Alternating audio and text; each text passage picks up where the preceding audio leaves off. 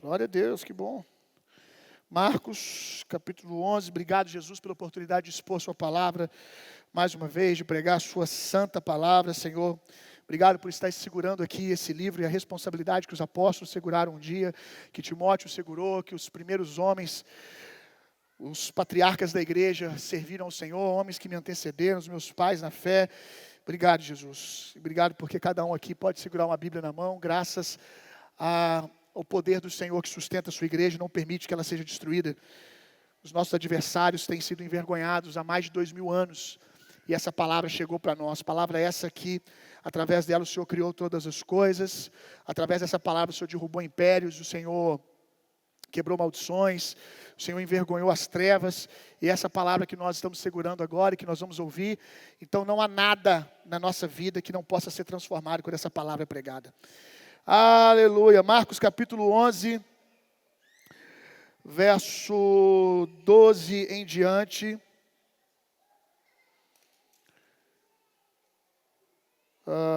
Vamos lá. O tema da mensagem de hoje é o que você trouxe para a mesa. O que você trouxe para a mesa não é para você responder com a música do Alessandro Vilas Boas. Eu não trouxe nada para a mesa, apenas uma fome, uma sede. Não é nessa linha que nós vamos hoje. Não é sobre isso que nós vamos falar hoje. A pergunta, o tema dessa mensagem é uma pergunta, o que você trouxe para a mesa? Nós estamos na mesa do Senhor, sendo servido por Ele hoje, mas ainda num culto que nós não temos Santa Ceia, o Senhor tem nos alimentado, amém? É pouco provável que alguém aqui nessa casa consiga entrar na presença de Deus no culto público, em comunidade, e não receber alguma coisa da parte de Deus. Talvez você esteja com o coração muito fechado e não esteja percebendo a mão do Senhor estendida para você, não esteja percebendo o banquete que está disposto para você, mas certamente que toda vez que nós entramos na presença do Senhor, Ele tem tido o desejo, a expectativa de nos abençoar e de nos alimentar. Mas é bem verdade também, você vai ler isso aqui hoje comigo, que a expectativa de Jesus também é comer. A expectativa de Jesus também é se alimentar. E no dia seguinte, quando saíram de Betânia, ele teve fome. Diga comigo, ele teve fome. E avistando de longe uma figueira que tinha folhas, foi ver se talvez pudesse encontrar nela alguma coisa. E chegando até ela, nada encontrou senão folhas, porque ainda não era tempo de figos. E Jesus respondendo disse à figueira, nenhum homem coma fruto de ti, daqui em diante para sempre. E os seus discípulos ouviram isso. E daqui Jesus foi para Jerusalém, outras coisas aconteceram. E aí nós vamos voltar agora para o verso 20. O dia posterior.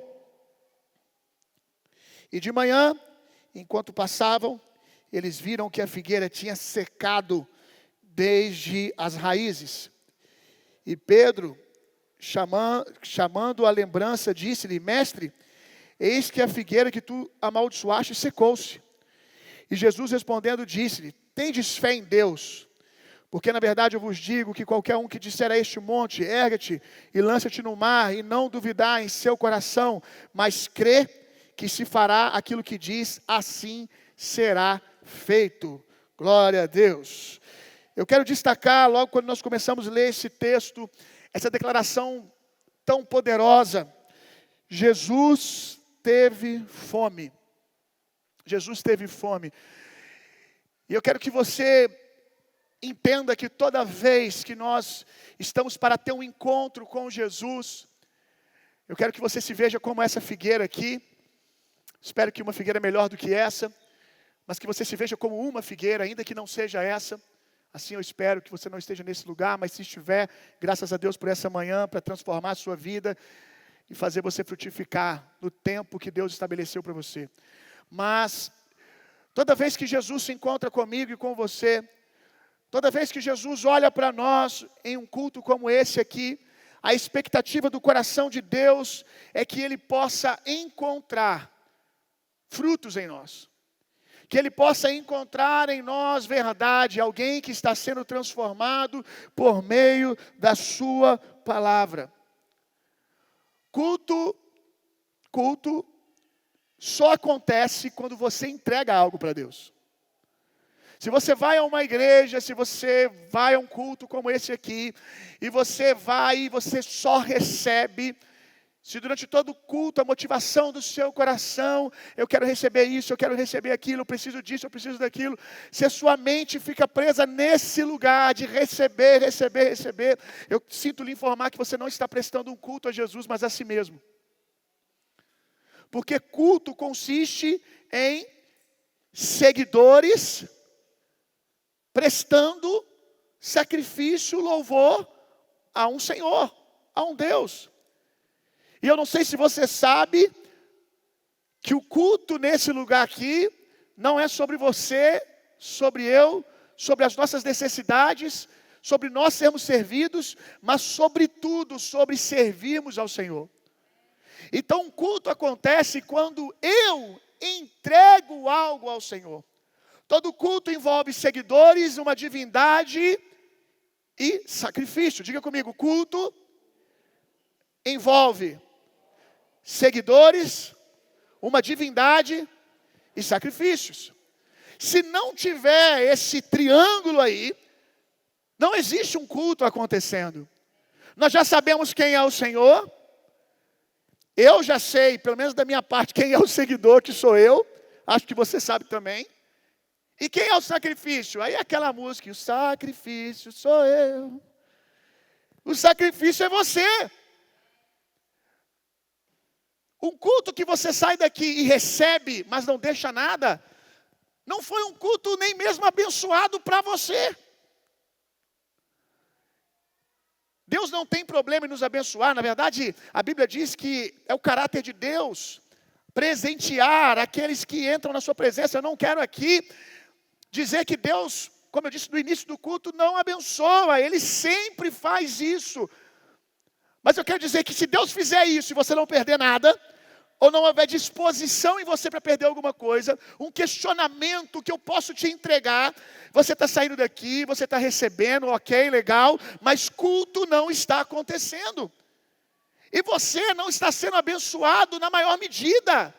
Porque a maior medida não é quando você recebe, a maior medida é quando você perde. A medida maior da experiência com Deus não é quando eu recebo um milagre, uma provisão, uma palavra, mas é quando algo de mim é tirado. Porque significa que se algo de mim está sendo tirado, eu estou recebendo do próprio Senhor. Cristo está tomando forma na minha vida, e não tem bênção maior do que essa. Porque aqueles que recebem a bênção material, a palavra profética, mas não perdem algo de si mesmos, daqui a pouquinho perderão tudo. Porque não vão conseguir sustentar nada no reino de Deus.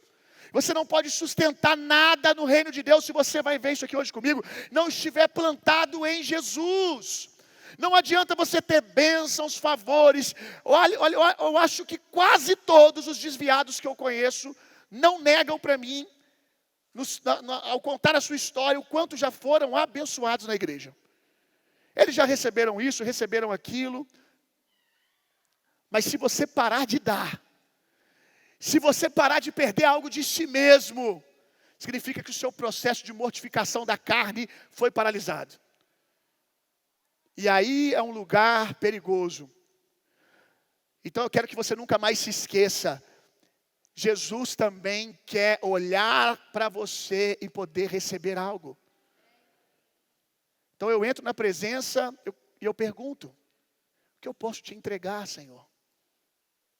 O que eu posso dar ao Senhor? Já ensinei aqui que há duas expressões para a glória de Deus. Cabode, que quer dizer peso da glória, e tem doxa, que quer dizer opinião. Duas palavras que significam glória. Então a glória de Deus, ela não é só um peso que a gente sentir, arrepiar, experienciar. Mas a manifestação da glória de Deus, ela não traz só a experiência, ela traz a opinião de Deus. Então, todo lugar onde a glória de Deus está se manifestando, a opinião de Deus tem que estar sendo dada sobre a nossa. Quando a gente pensa na unção de Deus que vem e despedaça todo o jugo, nós temos que lembrar que essa unção, ela é peso de glória, mas ela também é a opinião de Deus. Muitas vezes nós deixamos de ter o jugo quebrado, porque a gente aceita a experiência da presença, mas não a opinião de Deus. Mas o que quebra muitos jugos na nossa vida é a opinião, é a verdade de Deus que a gente não quer aceitar. É não querer trocar uma cultura nossa pela cultura do reino de Deus. Eu conheço gente que está há 10 anos no Evangelho e não muda.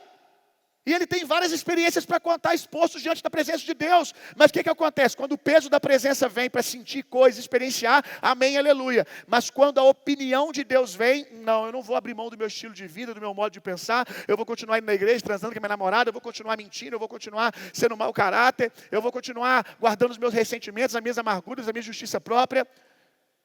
Você não permite que a opinião, porque minha vida sempre foi assim. E a opinião de Deus não desce. Se a opinião de Deus não desce, muitas prisões não são quebradas. Diga comigo, conhecereis a verdade. E a verdade vai me libertar. A mesma verdade que às vezes é amarga e dói. Mas ela vai libertar você. Você tem que entender que a dor de aceitar a verdade é menor do que a dor de permanecer a vida do jeito que você está levando. O desconforto de viver essa vida que você já não aguenta mais, que você fala, Deus, eu não aguento mais. Mas aí quando ele vem com metiolate, você não quer. Aceita o desconforto logo. E deixa a verdade de Deus vir, que é a opinião de Deus também, a manifestação da glória de Deus, e libertar você. A caminhada com Deus, ela é muito bem desenhada para nós, quando Davi vai consultar o livro, lá no Velho Testamento, a lei de Deus, para saber como que a glória de Deus deve ser carregada, a arca da aliança. E aí quando ele consulta, ele descobre que tinha que ser carregado nos ombros dos levitas, dos sacerdotes, e que a cada 6 passos, o 7º é um sacrifício. O que isso nos ensina? Que para carregar a presença de Deus, continuamente, eu tenho que carregar, a cada 6 passos, eu perco alguma coisa para o Senhor. Tem quanto tempo que você não deixa algo na presença? Tem muito tempo que você, assim, para pensar nos cultos que você vem experienciando, meses para trás. Qual foi a última vez que você ouviu Deus falar assim, vamos mudar isso aqui? Vamos ajustar isso daqui? Ou que no seu coração veio um desejo, Senhor, eu te entrego essa área da minha vida, eu preciso de cura nisso aqui. Eu te entrego a minha vontade com relação a isso aqui. Se você olha para muitos cultos para trás, e você não consegue se lembrar de você fazendo isso, das duas uma. Ou você perdeu a glória, ou você parou de andar com ela. Ou seja, você está estagnado no mesmo lugar. Porque a vida de progresso e maturidade no reino de Deus é essa. 6, 7º, renúncia. 6, 7, renúncia. Porque à medida que eu vou carregando a glória, ela vai matando coisas em mim. Até que todos nós sejamos transformados e cheguemos à plena estatura de Cristo. Aleluia! Glória a Deus. Quando eu leio esse texto aqui, me vem uma história que eu ouvi alguns dias atrás. Havia um homem que chegou numa cidadezinha pequena, e ao chegar nessa cidadezinha pequena, ele se viu na situação que ele precisava de um emprego. E de repente ele olhou num poste, estava colado lá um circo pequenininho, desses circos pequenos que vão com a sua tenda, viajando de cidade em cidade. E esse circo estava ali para uma temporada de 6 meses. E dizia assim, contratamos. O rapaz pensou, ótimo, vou conseguir o emprego que eu preciso, pelo menos pelos próximos 6 meses. Ele foi até aquele circo, conversou com o líder do circo e disse, olha, eu peguei esse papel aqui diz que tem vagas para alguma coisa. Está contratando. e eu preciso muito de um emprego. Qualquer coisa eu estou disposto a fazer, eu só quero trabalhar. Aí o cara disse para ele, a vaga que eu tenho é para ser gorila. Gorila do circo. Aí o cara olhou para ele, olhou para o cara, gorila? Não tem como é que as pessoas vão olhar para mim e vão ver um gorila? Eu não sou um gorila. Ele falou assim, não, fica tranquilo. A gente tem uma roupa aqui. A gente tem uma roupa aqui que é muito realista. E como as luzes não ficam o tempo todo acesas em cima de você, não dá para o público, a criançada, perceber que não é real. A gente está sem gorila aqui no circo. Nosso gorila morreu e a gente só tem essa roupa agora. Então a vaga que tem é essa. Você veste a roupa de gorila, sempre funcionou. Pode ficar tranquilo que vão achar que você é o gorila se você fizer tudo que um gorila faz. Aí o cara falou, tá bom, eu preciso do dinheiro, eu topo. Vestiu a roupa de gorila, e aí vestiu a roupa de gorila e foi para o seu primeiro espetáculo. Arrebentou, ele descobriu que ele tinha nascido para ser gorila. Arrebentou, pulou de um lado, pulou para o outro, ficou de cabeça para baixo, né? Rolou, brincou, ficava brincando com as crianças, aí primeiro, segundo, terceiro, quarto show, e ele foi arrebentando. E ele foi ficando bom em ser gorila. Foi ficando bom em ser gorila, e aí um dia, ele ficou empolgado. E aí ele está pulando de um lado para o outro, a galera loucura com gorila, já tinha gente indo no circo só por causa do gorila. Aí ele empolgou muito, subiu na jaula do leão. Aí subiu na jaula do leão e começou lá a ficar pulando em cima da jaula do leão. De repente a jaula do leão abriu, ele caiu dentro da jaula do leão. Aí ele foi para o canto e o leão vinha vindo na direção dele. Ele olhou para o leão. O que eu faço agora? Alguém tem que me tirar daqui. E o leão chegando, de repente ele não aguentou. Aí ele começou a gritar, socorro! Alguém me ajuda! Aí ele olha para o leão virou para ele e fez assim, psiu. Cala a boca, senão vão descobrir que nós dois é de mentira. Tá tudo tranquilo, não vou te comer não. O leão também era uma fantasia. O que a gente aprende com essa verdade aqui desse texto, das Escrituras e dessa história? É que ninguém sustenta máscara tempo demais. Basta o dia mau chegar.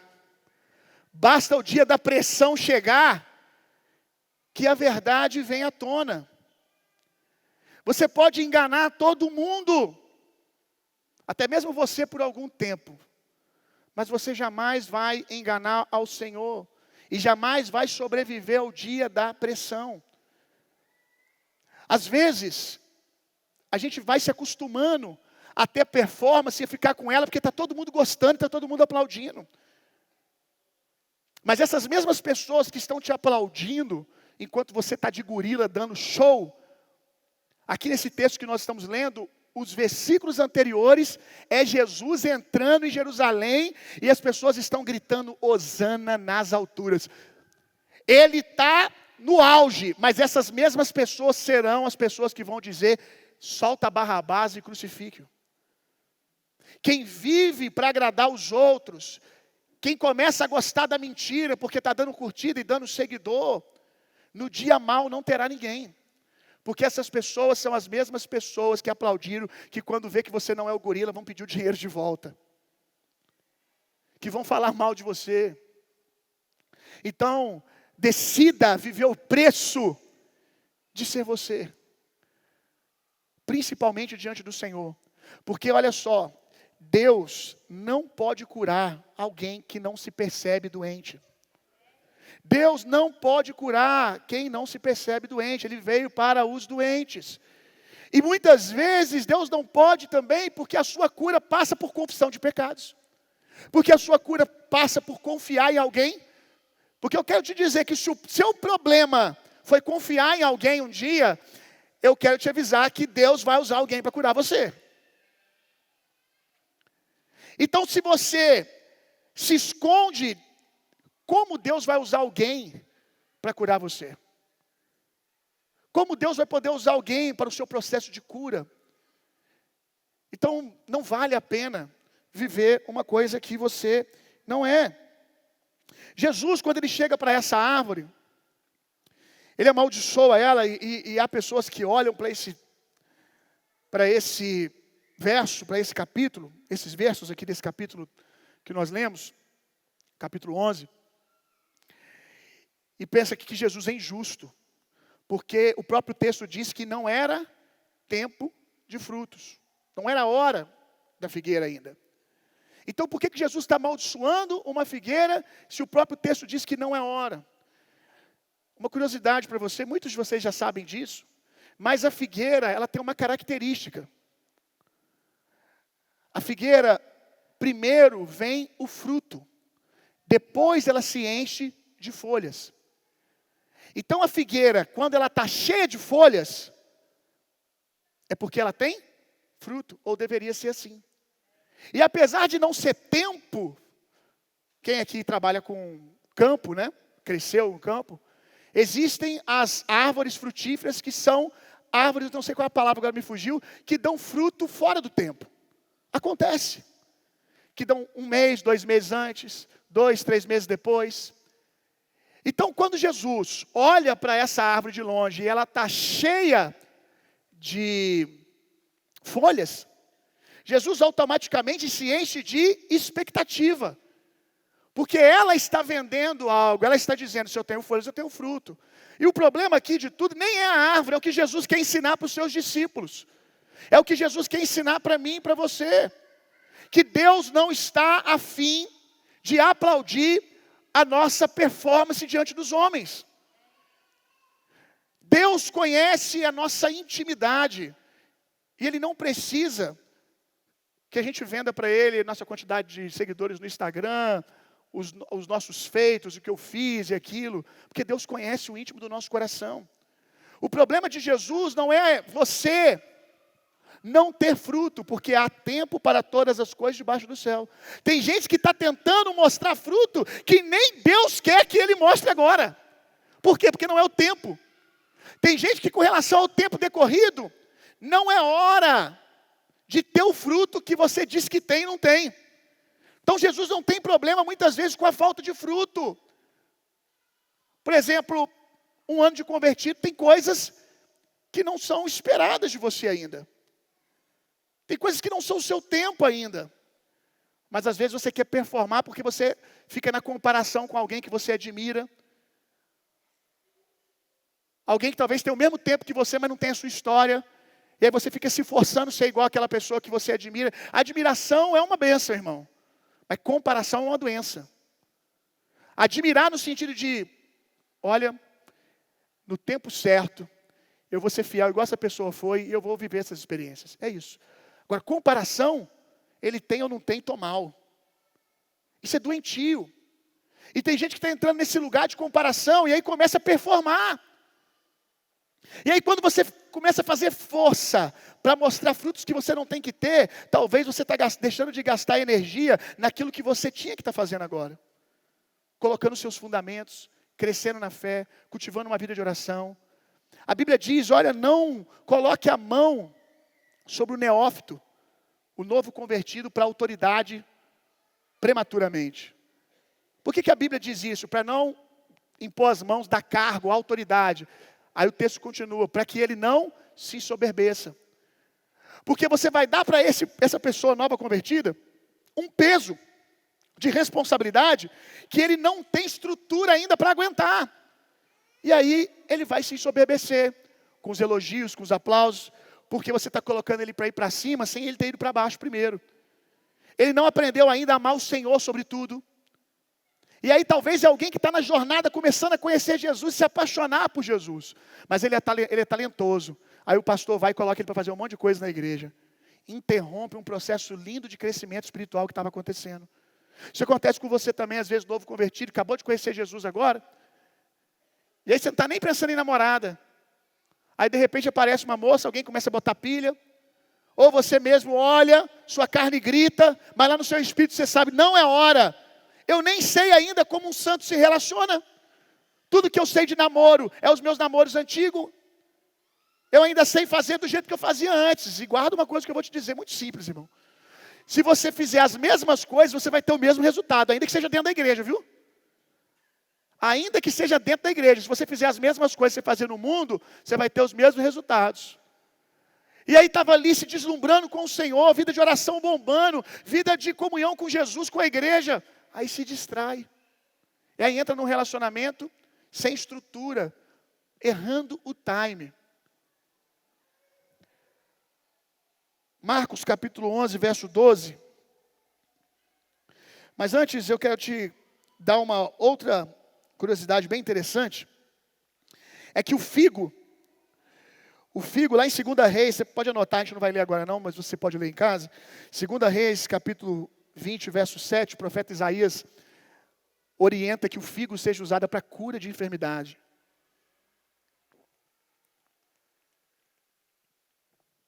O figo tem efeito medicinal.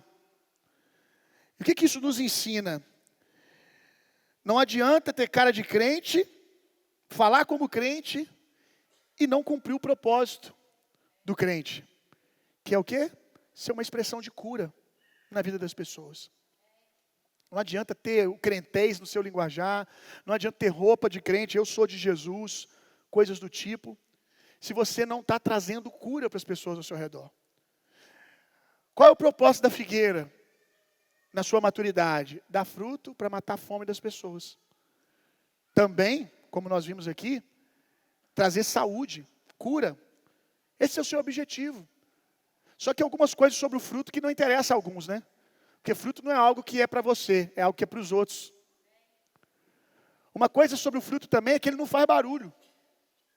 A não ser quando ele está maduro e cai. Agora, as folhas, o vento bate, é uma barulheira só.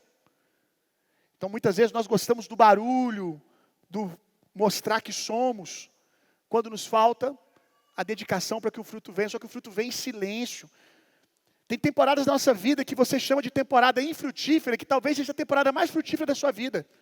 Mas porque muita coisa não está acontecendo, porque também Deus te chamou para uma temporada de comunhão com Ele, de secreto, aí as coisas não estão tão agitadas quanto já foram, aí você que aprendeu que resultado é a quantidade de coisas que você faz, começa a achar que nada está acontecendo. E se você permanecer no Senhor, em comunhão com o Senhor, você vai descobrir daqui a pouco, quando o fruto começar a cair, pá, quando as pessoas vierem começar a se alimentar do seu tempo de preparo, 1 ano, 6 meses, 2 anos, ou até mais tempo do que isso, você vai dizer glória a Deus, valeu a pena, é melhor esperar e alguém vir ter sua fome saciada, do que pela performance, ficar atraindo um monte de pessoas e frustrando elas depois. Quantos ministros do Evangelho que nós conhecemos por aí, que atraíram multidões, mas não tinham o que? Caráter. Tinha boa oratória, dons espirituais, tinha, boa postura nas redes sociais, e tantas outras coisas performáticas. Mas homens que não estavam fundamentados em Jesus, que não tinham caráter restaurado, transformado. E muitas vezes a culpa é da igreja, que nós, falei aqui sobre não impor as mãos precipitadamente. A gente também hoje, por causa da internet, não é só o líder que erra não, viu? O líder da igreja que pega o recém-convertido e bota para tocar no louvor, para pregar, porque o cara é performático e tem o que a igreja precisa. Muitas vezes é o povo que erra. Sabe como você erra? Quando você não conhece a vida de alguém na internet, mas fala meia dúzia de frase bonita, e você começa a seguir e dizer, é o meu referencial, é o meu líder. Quando nós começamos a levantar gente que do nada apareceu. Ah, pastor, não é do nada. Se não é, a gente vai saber. O tempo vai mostrando os frutos. E a igreja começa a aplaudir qualquer um que tem um rios legal de 1 minuto e 30. Que te traga alguma euforia. Então nós também somos culpados pelos monstros que nós levantamos. Quando desonramos a igreja local. Quando desonramos o líder de mesa. Que pode não ter aquela palavra de 1,30 que tu ouviu lá, que te arrancou um arrepio. Performática. Mas é um homem íntegro, que prega a palavra de Deus, que está cuidando da sua vida. Aí nós levantamos esses monstros. Nós preferimos alguém que nos chame para tomar café 1 vez por semana. E a mão que dá é a outra que tira. e depois começa a controlar a sua vida, dizendo o que você vai fazer, o que você não vai fazer. Preferimos isso do que alguém que pregue a palavra com integridade e retidão. Preferimos um lugar que nos acolha emocionalmente do que um lugar que nos acolha com as escrituras. Aí nós vamos criando essas anomalias. Aí depois que o problema vem à tona, oh, misericórdia! O que aconteceu? O que aconteceu é que nós aplaudimos as folhas.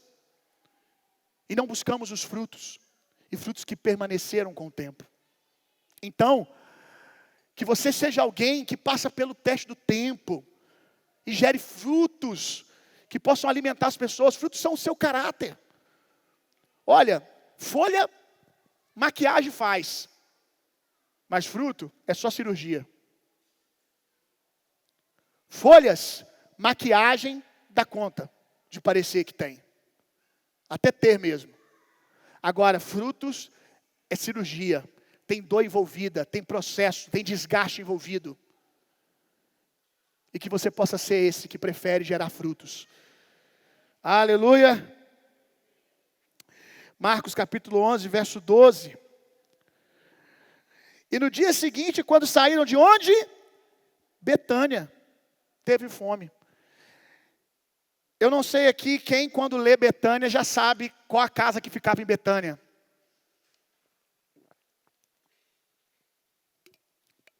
A casa da família que Jesus mais frequentou, e tinha um homem lá, qual Jesus chamava de amigo.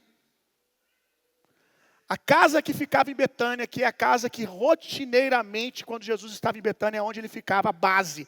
A base de Jesus em Betânia era a casa de Marta, Maria e o seu amigo Lázaro. E o texto diz que Jesus saiu de Betânia e teve fome.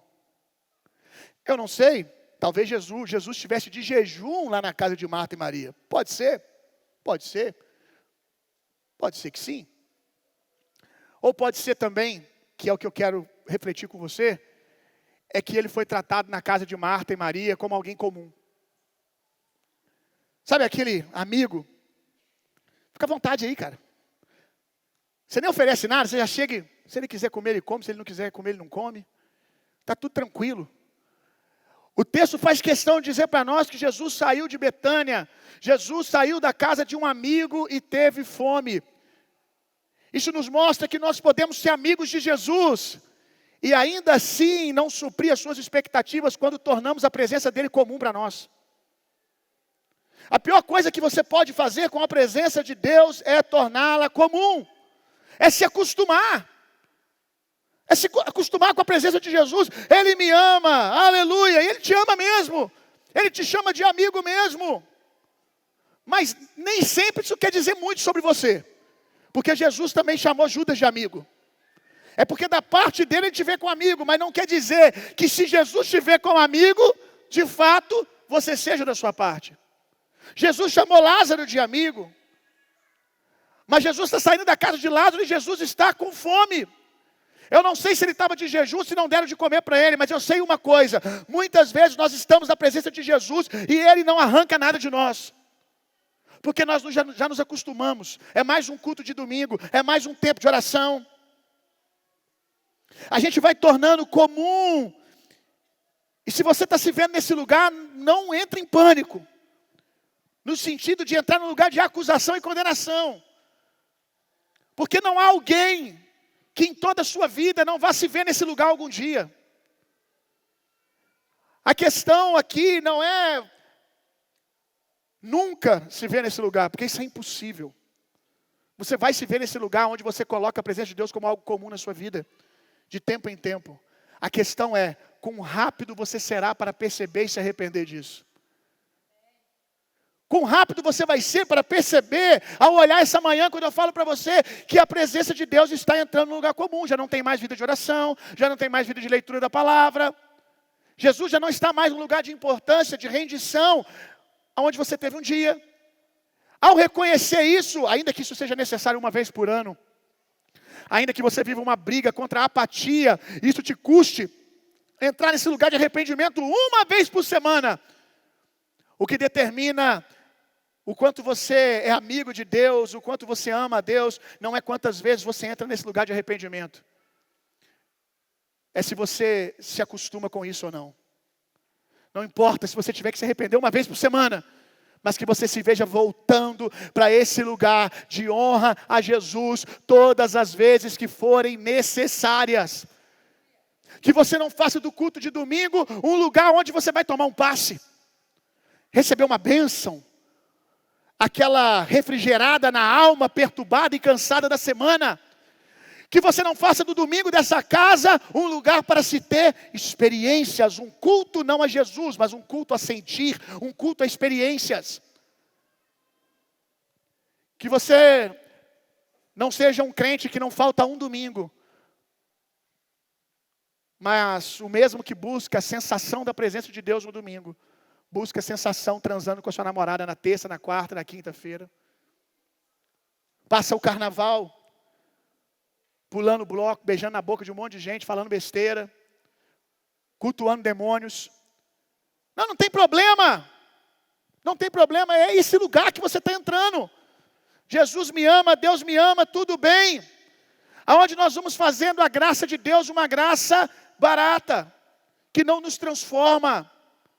Deixa eu dizer uma coisa para você, a graça foi de graça para você, mas para Deus ela custou tudo.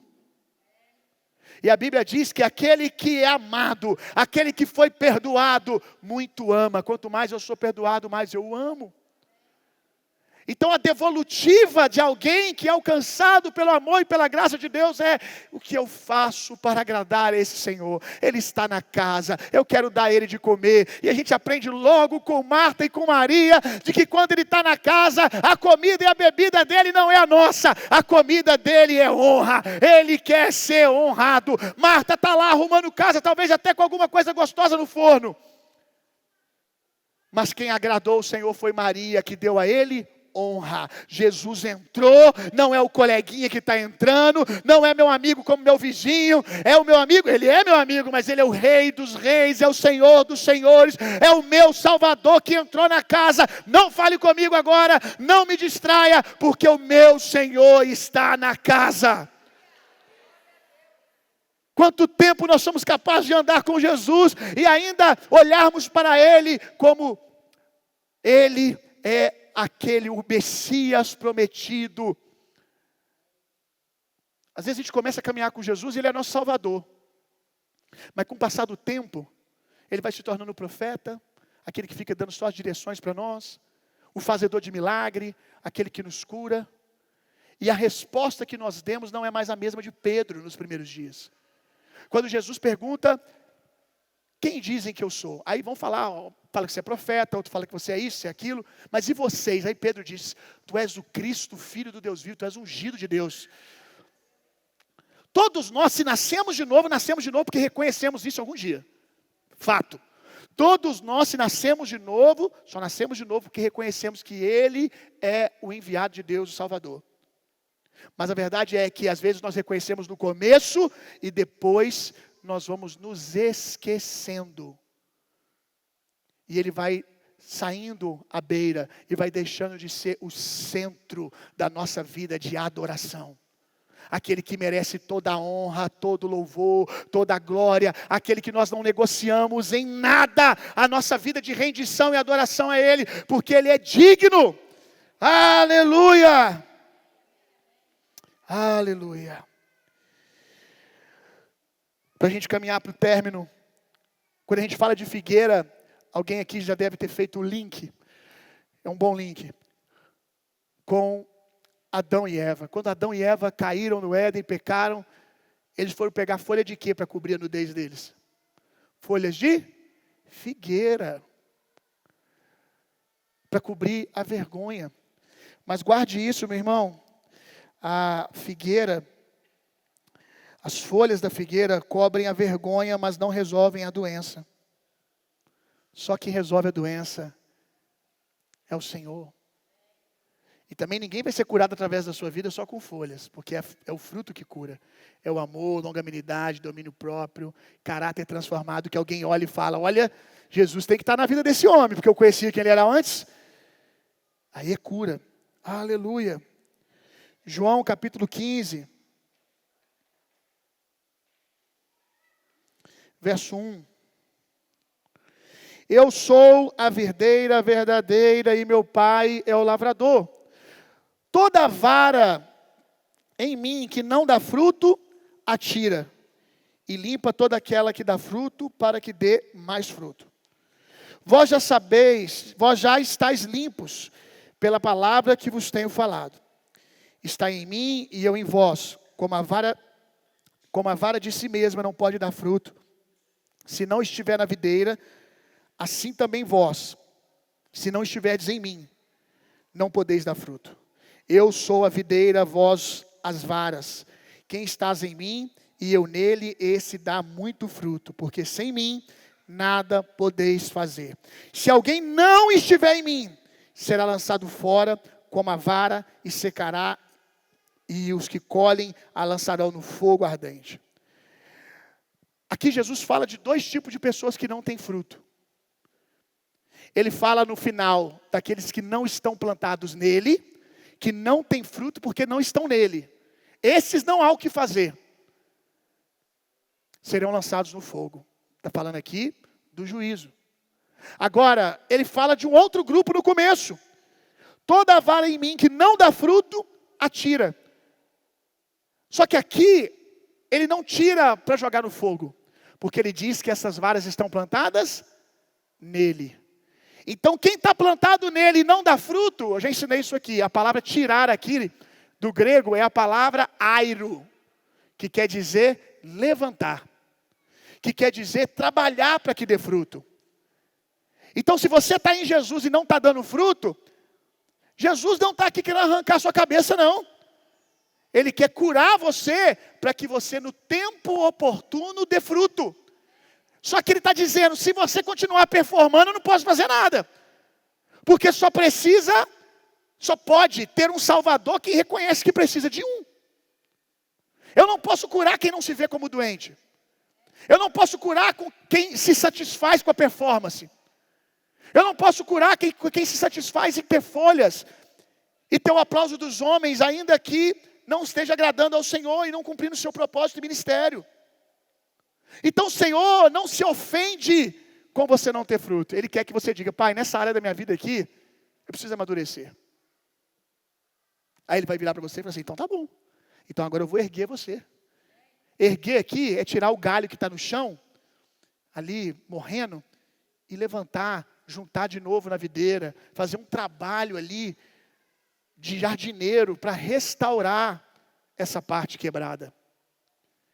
Então talvez agora o Senhor está te chamando para a vida em comunidade. Às vezes você quer fazer um monte de coisa e Deus está falando, não, agora não. Agora vem para mim. Vem para mim. Para de performar. Aceita que domingo para você virou um lugar onde você vai lá receber sua bênção e continua a vida do mesmo jeito. E vai para a vida de comunhão. Senta numa mesa. Procura uma mesa para você servir durante a semana ali sentando e ouvindo a palavra. Procura um pastor e faz um gabinete e fala, preciso de ajuda. Quero confessar os meus pecados. Quero orientação. Se envolve na vida da igreja. E sobretudo, eu quero colocar aqui algumas coisas, o que fazer mediante ao perceber esse cenário na minha vida. Rapidamente eu quero pontuar aqui.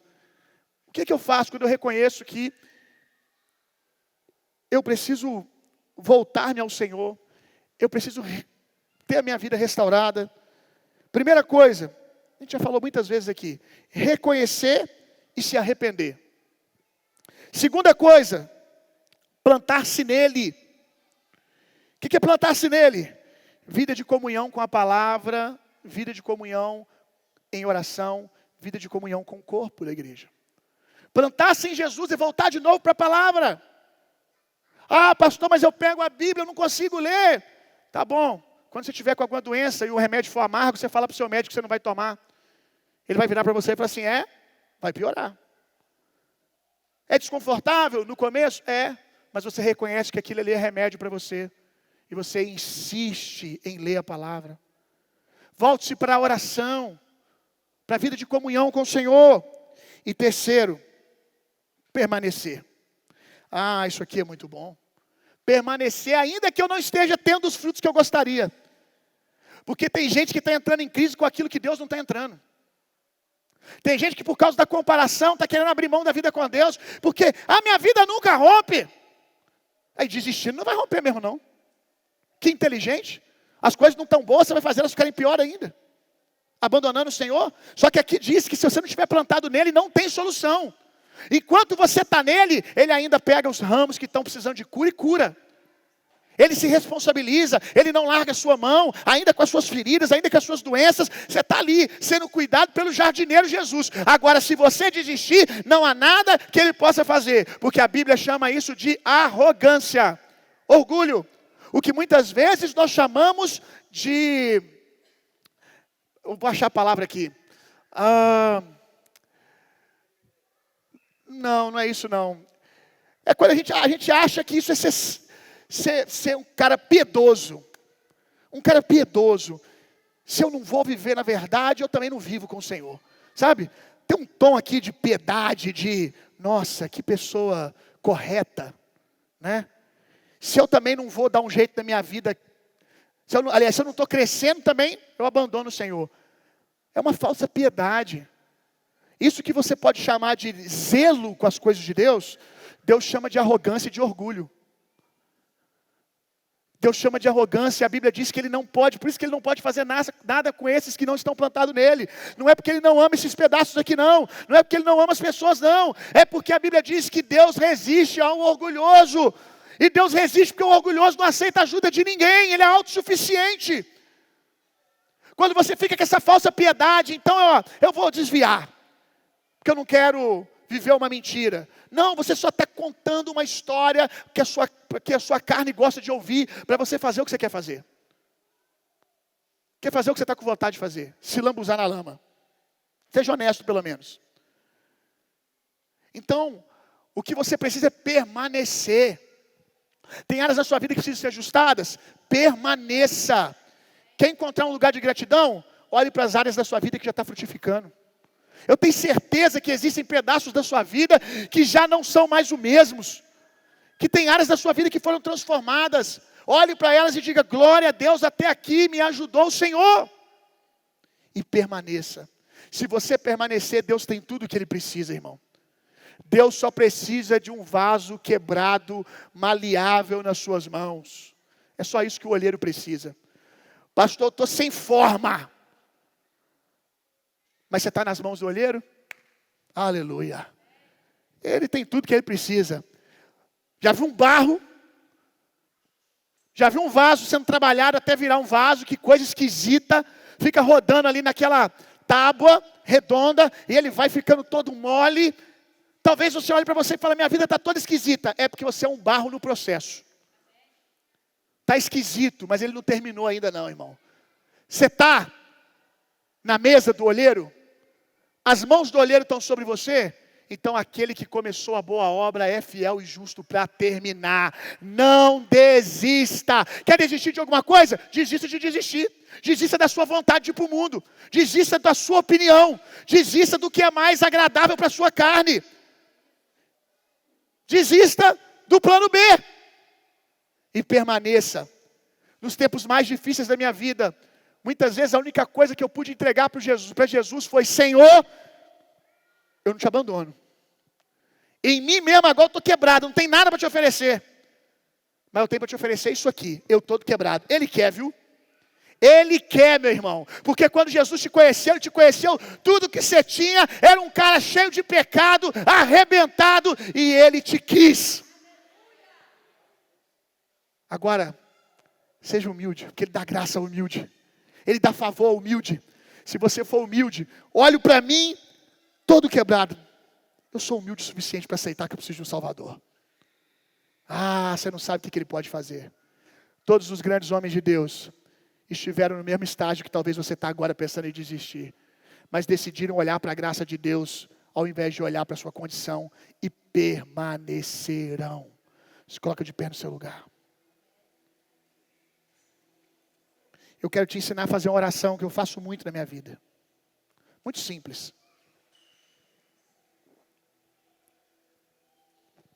Você já me viu fazendo ela aqui Várias vezes. Ela está baseada em Isaías 53:11. Ele verá o fruto do trabalho da sua alma e ficará satisfeito. Com o seu conhecimento, o meu servo, o justo, frutificará muitos, porque as iniquidades deles levará sobre si. Ele verá o fruto do trabalho da sua alma e ficará satisfeito. Com o seu conhecimento, o meu servo, o justo, justificará a muitos, porque as iniquidades deles, de todos eles, levará sobre si. Está falando de Jesus aqui, o profeta Isaías está falando de Jesus, e está falando de Jesus prometendo algo, a palavra profética está prometendo algo a Jesus. Jesus terá o fruto do seu trabalho. Quem que é o fruto do trabalho de Jesus? Eu, você. Você é o fruto do trabalho de Jesus. Ele morreu na cruz por mim e por você. É justo que Ele me tenha. É justo que Ele me tenha. Não é justo que eu seja arrancado dEle. Não é justo que Ele não tenha o direito de ter a minha vida nas suas mãos. Eu sou o fruto do Cordeiro. Você é o fruto do Cordeiro. Então a oração que eu faço é muito simples. Rotineiramente eu digo para Ele: Senhor, eu quero que a minha vida seja um fruto agradável a Ti. Jesus, que o Senhor me receba como recompensa. Às vezes eu viro para o Pai e falo: Pai, Espírito Santo, não desiste de mim nunca. Por quê? Porque eu sou bonzinho? Porque Jesus é digno do fruto do seu penoso trabalho. Eu não sou bobo não, meu irmão. Me coloco no meio desse relacionamento da Trindade. Não sei se você está entendendo isso aqui. Eu me coloco no meio dessa dança da Trindade para ser beneficiado. Aleluia!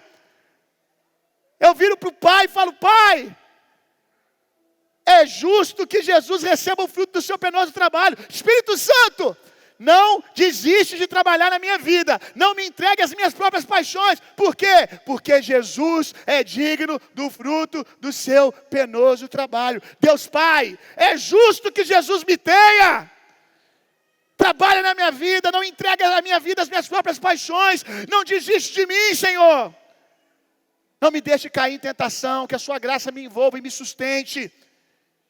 Porque Jesus merece. Não é porque eu sou bom, não. É porque Jesus merece. Jesus merece me ter para Ele. Jesus merece me ter por inteiro para Ele. Jesus merece olhar e ficar satisfeito. Trabalha na minha vida, Espírito Santo. Qual a área da minha vida que está desajustada? Trabalha aqui, Espírito Santo, porque Jesus merece. Jesus merece encontrar descanso na sua obra. Jesus merece, ao olhar naquela grande multidão de santos entrando nos portões celestiais, Jesus merece bater o olho e me ver lá no meio da multidão. Jesus merece ver cada um que Ele morreu ali entrando de vestes brancas. Por quê? Porque permaneceu. Jesus merece que o meu último dia da minha vida seja a vida de alguém que glorificou o nome dEle. Como é que eu vou desistir? Não posso, irmão. Eu não posso. Custou muito para Ele. Ele merece a minha vida. Ele merece a minha vida. Ele merece todos os meus dias. E se você está aqui e o seu coração está desse jeito: Jesus, toma a minha vida. Diga isso para Ele. Diga isso para Ele. Toma a minha vida, Senhor.